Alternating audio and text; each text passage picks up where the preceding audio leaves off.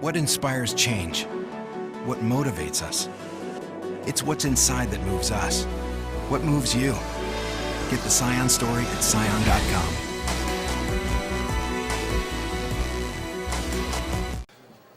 By tomorrow, $2.6 million in tax refunds will be in the mail. The Calvo administration says this is the last batch of Status A refunds that have been filed as of May 5th.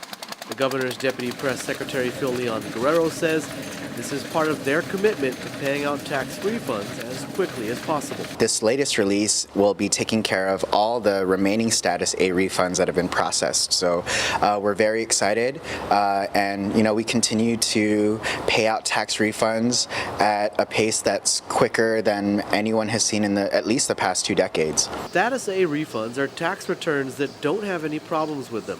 This means the refunds that won't be paid out are those with errors or other problems that Revenue Tax must first correct with the taxpayer before paying out. The ones that are remaining are the ones that are either Status E or Status S, and those are the ones that have some errors or some concerns that the Department of Revenue and Taxation continue to work with taxpayers to resolve so that they can get their refunds out. There are about 938 tax refunds, or a little over $4 million left to be paid out from those who filed on May 5th. The court order is actually a permanent court order, so it remains in effect practically in perpetuity, but what we're doing here isn't satisfying a court order.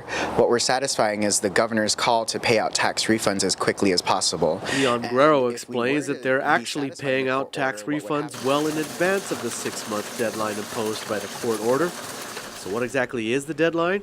Well, first of all, it's based on when you file your refund, and Leon Guerrero says more specifically when the government determines your refund to be Status A. Based off of what the court order says, the 6-month deadline is from when your tax return is classified as Status A. So it isn't necessarily from when you filed your return, but when your refund is classified as Status A.